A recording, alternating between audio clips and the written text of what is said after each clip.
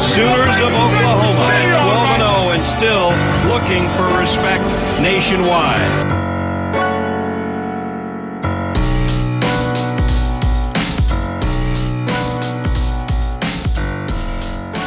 You all are tuned in to a Barry and Mack Show exclusive, D-Mac's 10 Thoughts, following the Sooners' 55-24 loss to the TCU Horned Frogs. If you haven't, please make sure to go leave us a rating and review on Apple, Spotify, Amazon, wherever you get your podcasts, and make sure to subscribe and follow so you don't miss an episode as soon as it's released. I'm going to let D-Mac take it from here. All right, guys, how we doing today? Obviously, we had a tough game yesterday, and as a program, it puts us in a position that we're not accustomed to being in. Right, back-to-back losses for the first time outside of the COVID year since 1999. Obviously, Coach V, brand new coach, taking over at the helm.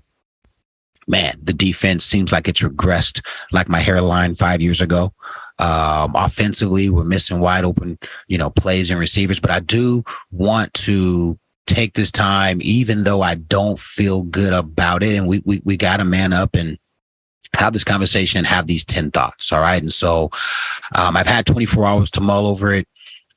It's Sunday morning, actually my wife's birthday.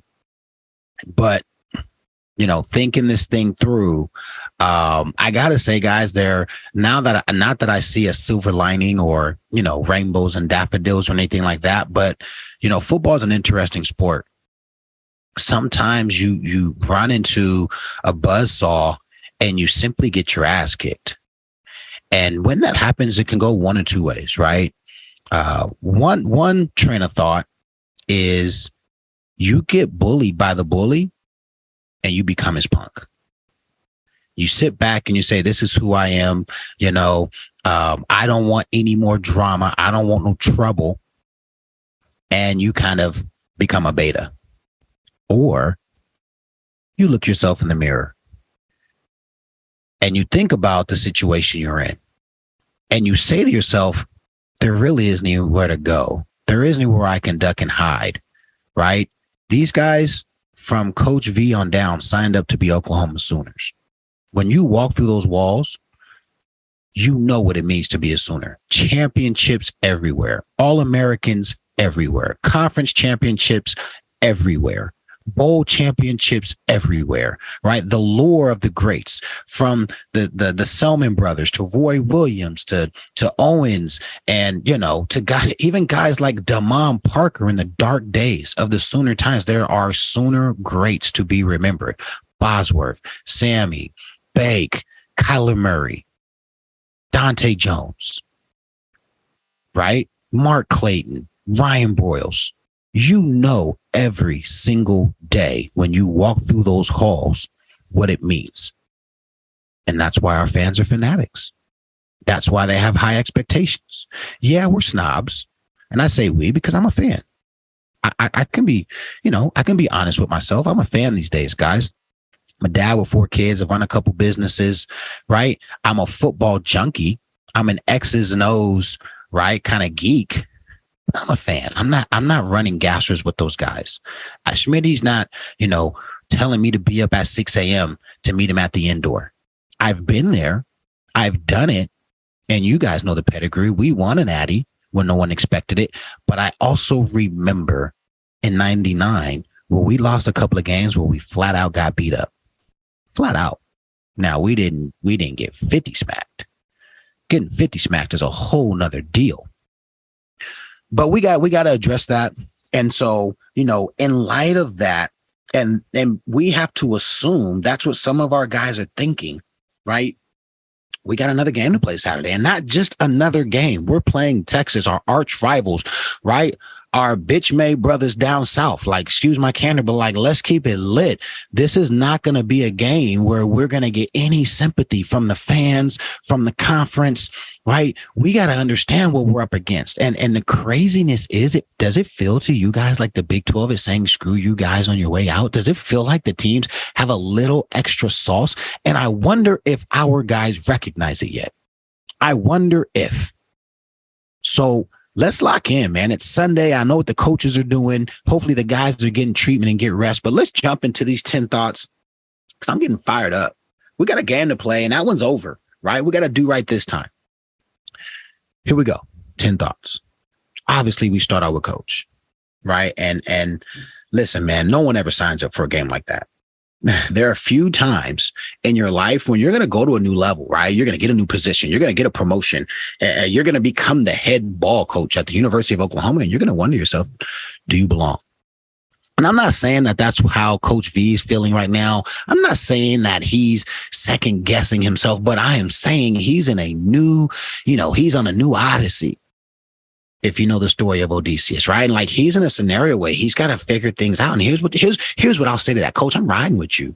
And it's not blindly because I'm a Sooner and you are, a position coach on our team. It's because I believe you're the right guy for the job. I believe you're going to right the ship. I firmly believe that.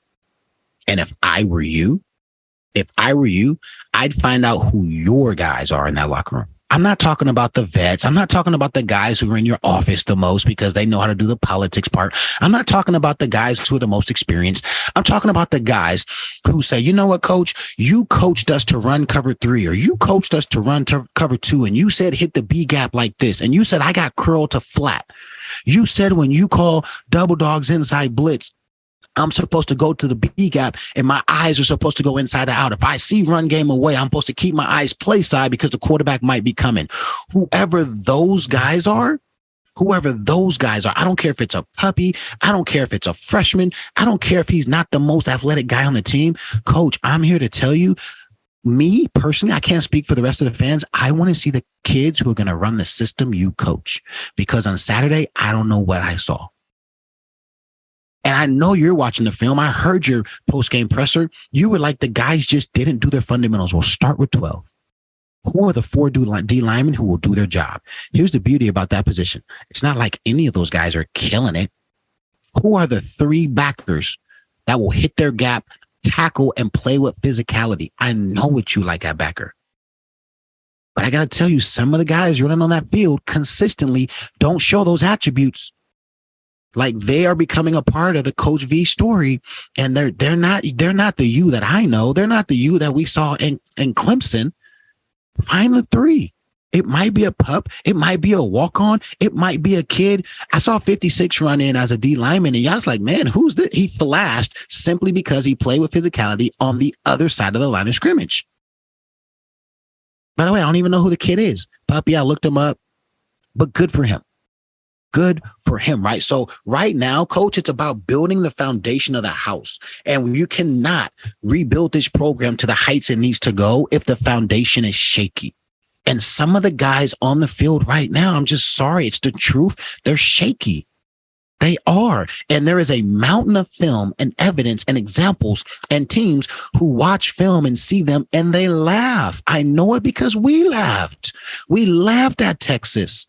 Oh my God, that's Quentin Jammer. He's soft. That's what we said on film the week of the OU Texas game. We were not surprised when we beat them 63-14. I ask myself, how many teams look at our film and say, oh my God, did you see their blah, blah, blah backer? Did you see that? That's their cheetah. I'm telling you.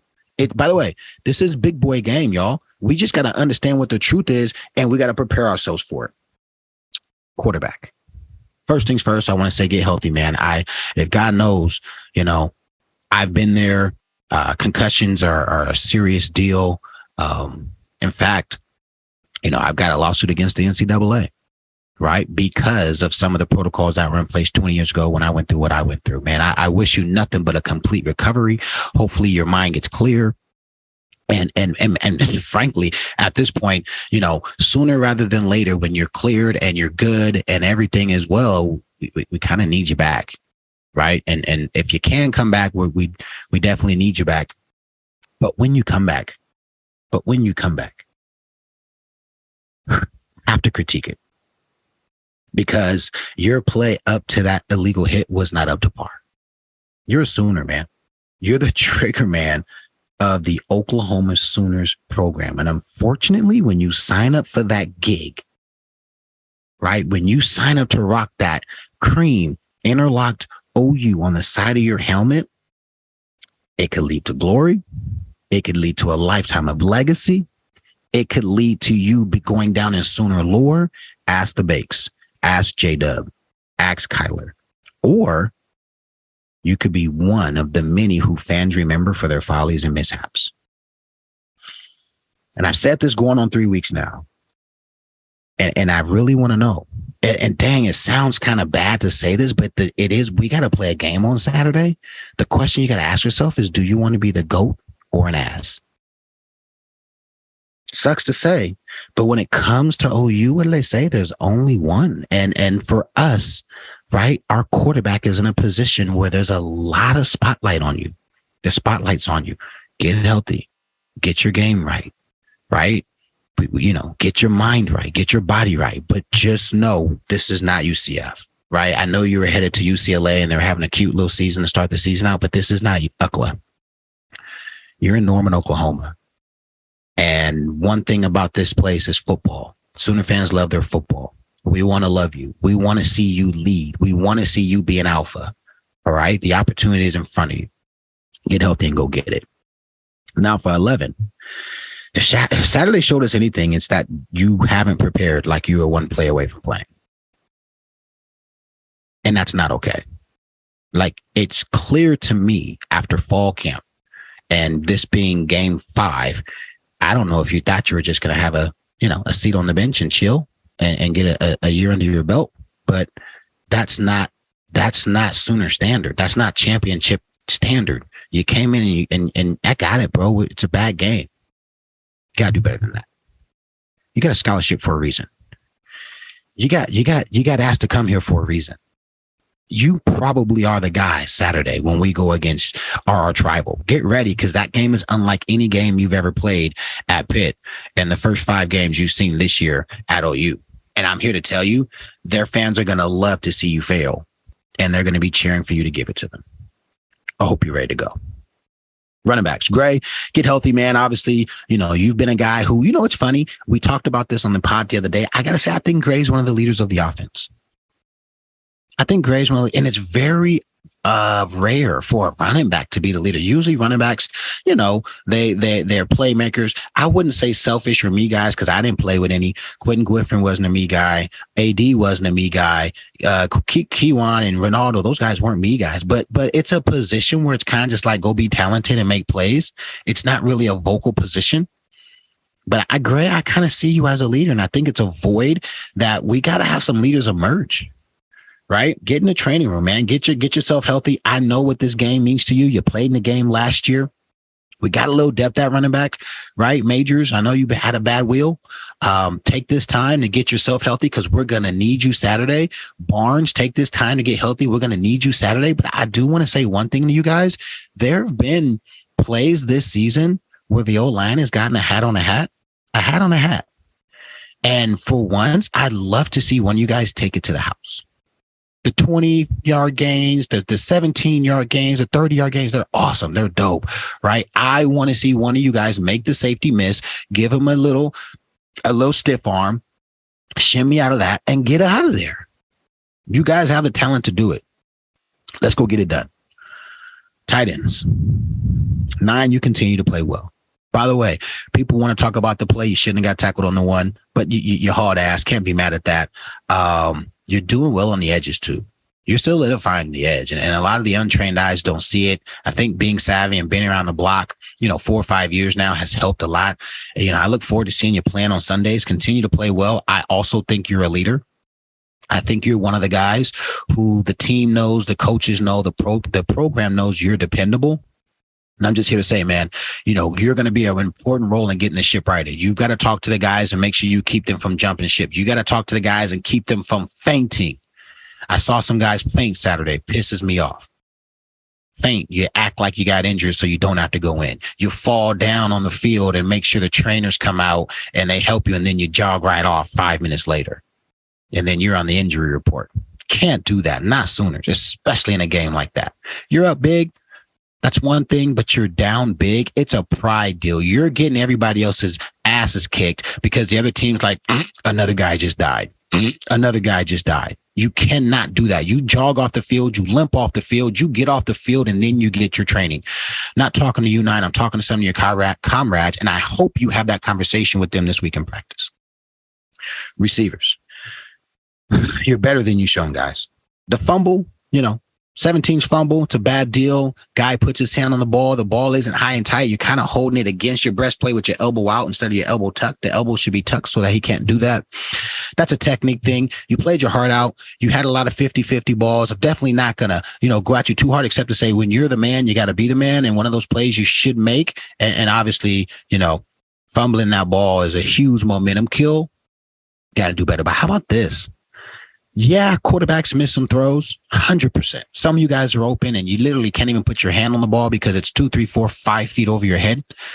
But I get on the running backs. I got to get on you guys. There were plays where we got to the second and third level and your DBs are just kicking your ass. By the way, did you guys notice that they were coming in trying to punk you? I'm sure you did. I've told the story about Florida State and what happened to us. I remember being in a big game. By the way, TCU and Fort Worth isn't necessarily a big game, but I remember being in big games. And the DBs are trying to set the tone play one. Happened to us in the national championship against Florida State. Dude, those DBs? Are you kidding me? I thought Damian Tomlinson was out there playing cornerback, right? I thought the kid that went to the league 3 years ago at safety was back there playing safety. Like they were out there bullying us. And listen, that's an important part of the game where sometimes receivers like to shy away from it. You can't. If you want to be a championship caliber team, you can't. People ask why I play with a lot of edge. That's why, because even on the edges playing receiver, there's some guys who want to bully you. They want to mentally take you out the game. And then when there's an opportunity, when everything's blocked well, and Gray gets to the second level and he shakes a backer. Well, guess what? The corner or the safety is there. Why? Because you're hot dogging. We got to do better. We got to do better, right?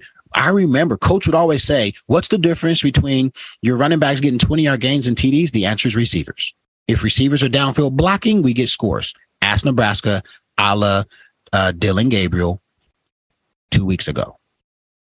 You know why he scores a 66-yard touchdown? It's not because he's faster than everybody on the field. It's because you guys were downfield kicking ass. We had a couple plays that were there and left on the field because you know why? Receivers didn't want to block downfield. You got to block. That's a game where you got to block. It's whatever. O-line. This one's interesting because, I watch film and I was talking to a couple guys and you guys are not the biggest issue. Obviously, on the defensive side of the ball, we had huge issues yesterday. But here's my problem with you guys. Dylan's coming in and getting his feet wet. We got new starters along the skill positions aside from, Gray and Mims. Guys, they're kind of breaking into their new roles. I would even say Willis has like a key contributor versus kind of a sharing the role. You guys are supposed to be the strength. The O-line should be the strength. We should be able to lay our hat down and say, hey, you know what? We got a quarterback who's going through some things. We got some new skill guys who are still trying to, figure out if they're going to be, a number one or an ancillary guy. But our O-line, center, returning starter. Right guard, returning starter. Right tackle, returning starter. Left tackle, returning starter. Left guard was a starter last year on another team. That's a lot of games under your belts. And I watched the game and, I'm listening and seeing and hearing what others have to say. And man, there's a lot of people that want to, get their pitchforks out and say, you guys suck. You don't suck, but gosh, you're underwhelming. There's so much more meat left on the bone that you guys are leaving. You guys don't want to finish blocks. Go watch the film. Go watch how our opponents have played us. And when they get a little momentum, watch what finishing blocks does to our defense. It punishes them. They don't want to be on the field anymore. Yet we get a little crease. We touch a guy, we pitter patter, and the running backs creases through that. You know what that DN is saying? You know what that 3 technique is saying? He's saying, damn, next time I'm going to whoop his ass because you won't finish the block. When you house his ass, put him on his back, and we go get 7 yards, and then you ask to help him up, and he has too much pride to take your hand, it makes all the difference in the world. Guys, you got to finish blocks and you got to play with a mean streak. Our quarterback gets hit late illegally and nobody puts hands on that guy? Are you kidding me? Guys, if someone did that to hype, my little 5'11", 195-pound ass would have put all of it into their chest plate. And I would have dealt with Coach Spurrier, or I would have dealt with Coach Leach, or I would have dealt with Coach Stoops on the sidelines. You know what? Coach Schmidt would have came up to me and secretly said, hell yeah, D-Mac, we don't let nobody do that to our Q. Dude, you guys know what you have in that locker room. He's your quarterback. You got to have his back. And maybe something happened. Maybe something was said, but on TV, it looked like a couple of Rain went over there. Respect. I think Harrison went over there. Right. But no, listen, that guy got to know he made a mistake. That guy got to know you can't touch our Q. And I'm not telling you guys to break rules or get penalties or get in trouble with coaches, but I am telling you guys that there's got to be a deeper passion and love for your teammate. Right? This ain't war, but with them 60 minutes, it feels like it. I've never been in a war where bullets is flying, but I've been in a war where helmets are, literally. And I expect more from you guys. And I hope you expect more from yourselves. And I hope Benenbaugh is going to, take you guys in a space where you're going to improve. Get meaner, get tougher. I can't say to get meaner, but God dang, you got to play with more passion. If you're not a mean guy, then you're just a nice guy. What can I say? Dreading the defense. I'm dreading the defense. D-line. From an X's and O's standpoint, and by the way, I might get grief for this.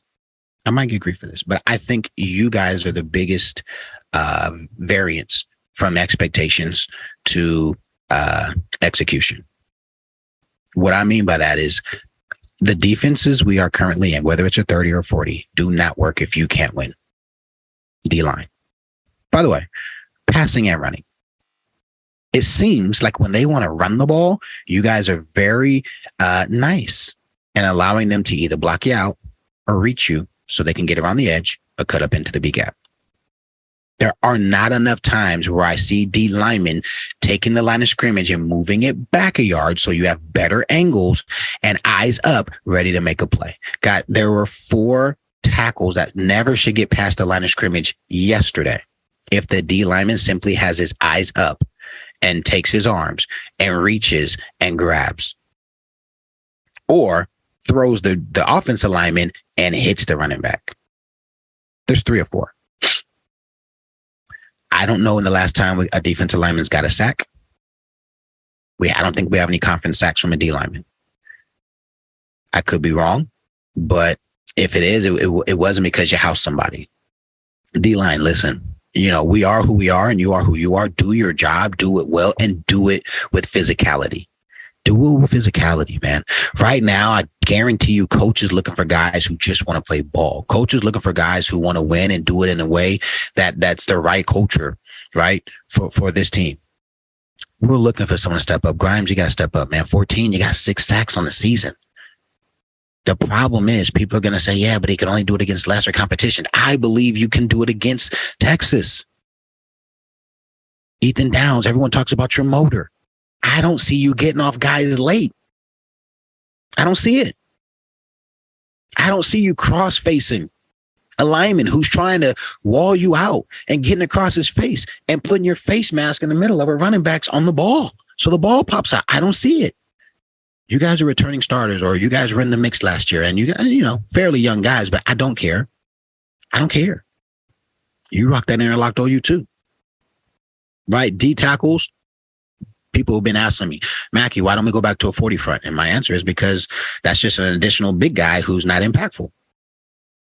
Somebody's got to step up and be impactful. If I'm a D lineman, I'm saying, if I make more plays, there's more opportunities for a D lineman to be on the field versus, a secondary or a second level guy.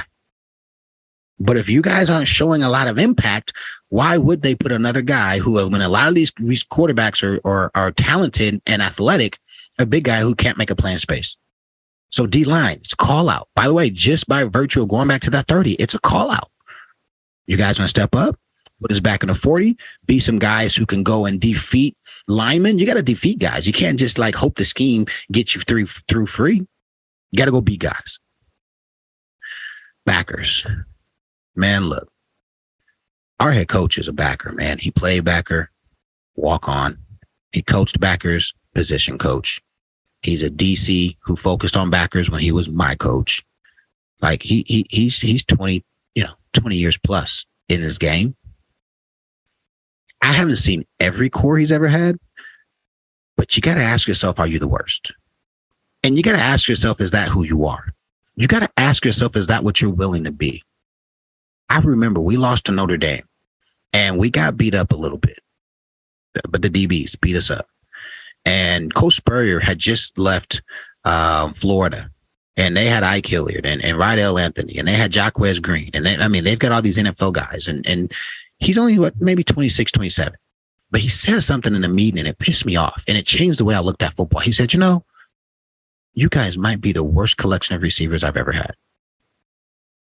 Like, my coach said that to me in a meeting. And you can either get mad or you can watch the film. I'm an offensive guy. I know defense well, right? I've coached on a lot of different levels, and I have a pretty good grasp of Coach V's scheme. What I know is Coach V wants you to track the ball and be in your correct gap and play with aggression. I see backers running away. I saw guys running into gaps ahead of the play versus running to the ball. I get it. You got to get a gap, but like there are plays where the ball is literally coming your way and I see you running a different direction, running into alignment to get blocked versus a running back that literally the hole is opening up directly to you. We miss too many tackles. We grab air too much. We think too much. There's a play in it's the first bomb they throw. I believe it's the play 25 bites up or just doesn't stay deep. I'm talking to you too. You are free and you've got a gap to get to the quarterback. And coach is going to watch film and he's going to bring this up. So I'm bringing it up. You have the opportunity for a run through. Now, when you're watching in slow motion, you may not get a sack. You may not even make the play. But if you don't stop and hesitate and sit your feet in concrete for a 1 count, you're there where he can't throw it in rhythm and he can't make that throw. You probably even make the tackle. You probably force him to throw it away. But because you won't pull the trigger, you're always a step slow. You're always a step late. And on that play, it's not your fault. You didn't bust, right? But like, damn it, we're playing football and there's 11 guys working together. The team needed you to be there to go. You stop and then you run and then he throws the ball and then you get there 1 second after he throws the ball. What happens if you don't stop and you just pull the trigger? You got to ask yourself that question. 28, man, I don't know if you're reading your clips. I don't know if what's happening, but 28, we need you to step back up and be the middle backer, or if you're playing Willie backer, we need you to be the guy you were the first 3 weeks of the season and the plus athlete on the field who plays with aggression. Again, I'm starting to see you grab and middle back. I'm just telling you, I know Coach V don't teach that. You wait for the guy to get even with you and then you grab him and let him pull you for 4 yards. Don't we wish people would do that to our running backs? How come people won't do that to our running backs? Our running backs get hit in the hole. Boom. They got to make guys miss. They got to earn it. We let running backs get even with us. And at backer, we grab them and we go for a sleigh ride for 3, 4, 5 yards way too often. It means you're either late and you're not where you're supposed to be on time, or you don't have the physicality or the trust in the system. Either way, we got to clean that up. 23, I used to come hard for 23. 23, you still miss too many tackles. All right. And I don't know what to say or feel about them playing you high safety. Again, I'm not in that program. Obviously, you're a guy with a lot of experience, but man, there's some good and some bad. You're a guy who, where I'm at right now on the field, you might be one of the best 11 who needs to be on the field. We just got to put you in a place where you can be as successful as you can be. Safeties was an abomination. By the way, Bowman, I hope you get healthy. You clearly are a leader on defense.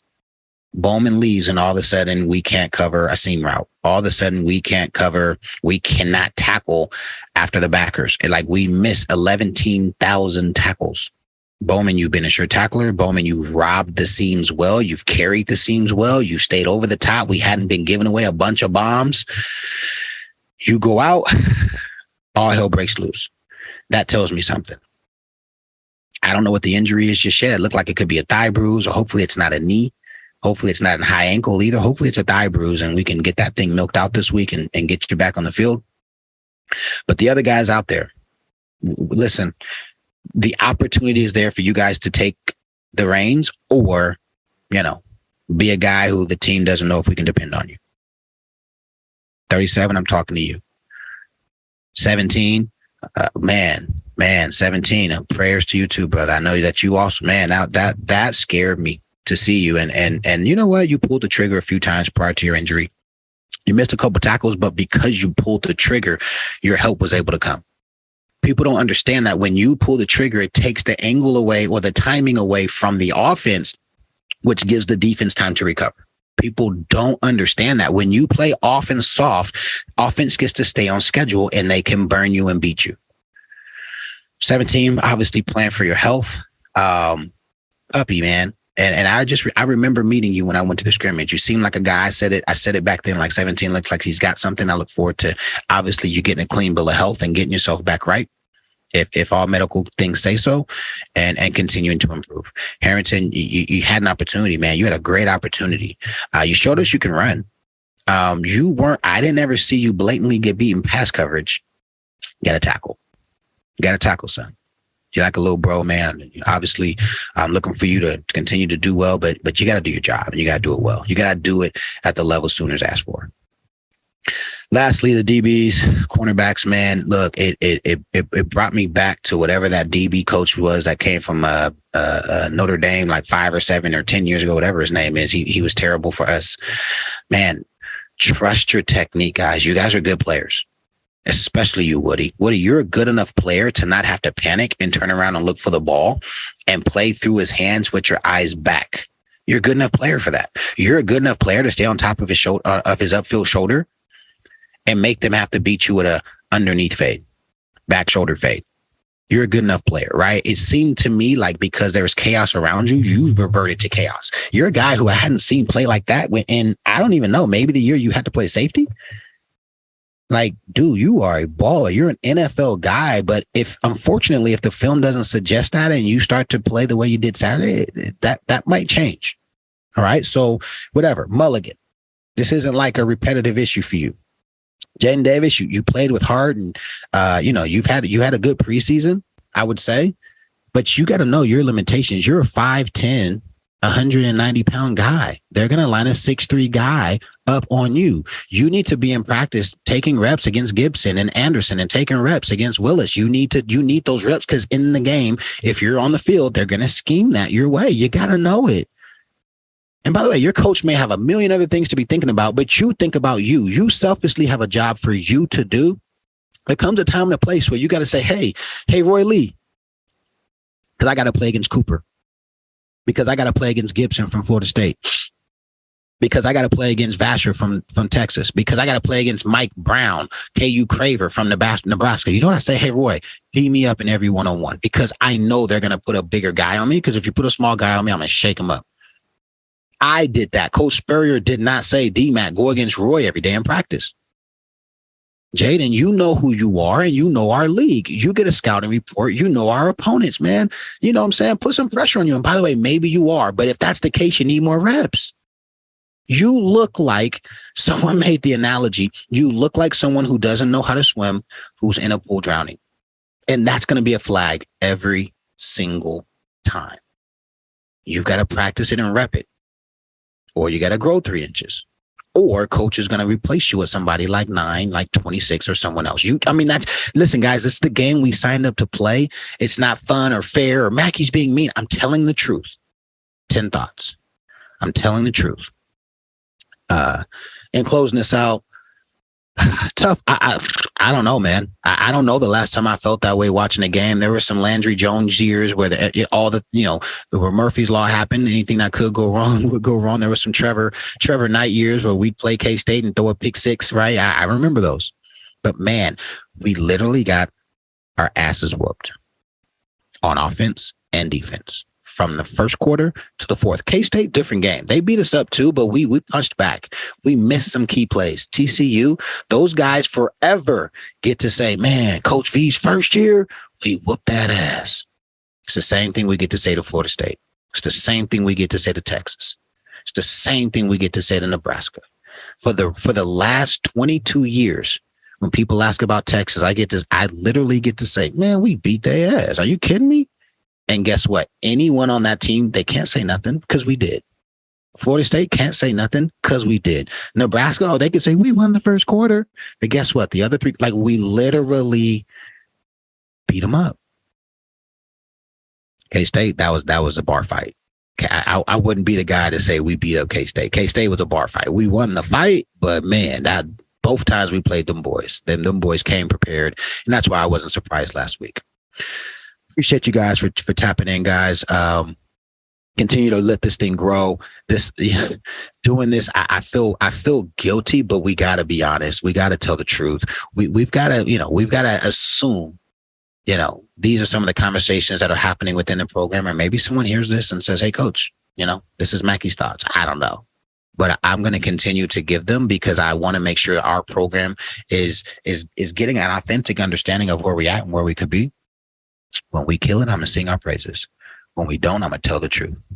Guys, have a blessed day. Today is my wife's birthday. I'm going to spend some time with her. Appreciate all you guys. You have no idea how much it means to me to see that this podcast is growing. Barry, take it from there.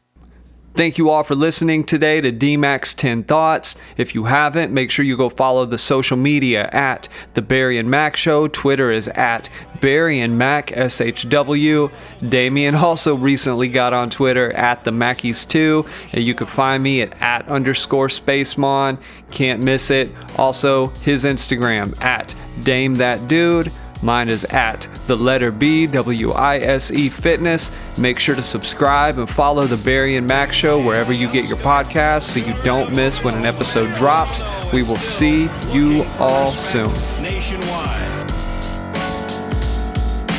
And the upstart Sooners of Oklahoma at 12-0 and still looking for respect nationwide.